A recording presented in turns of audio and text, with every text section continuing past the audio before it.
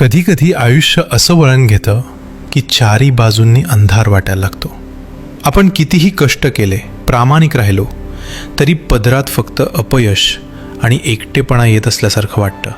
कुणाला सांगावं आणि कोण समजून घेईल या विवंचनेत आपण स्वतःलाच हरवून बसतो. पण अशाच एका शांत क्षणी जेव्हा आपण हतबल होऊन स्वामींच्या त्या आश्वासक डोळ्यांकडे बघतो तेव्हा काळजाच्या कोपऱ्यातून एकच आवाज येतो, भिवू नकोस, मी तुझ्या पाठीशी आहे. हे फक्त शब्द नाहीत, तर ती एक अदृश्य शक्ती आहे जी आपल्याला कोसळण्यापूर्वी सावरून धरते.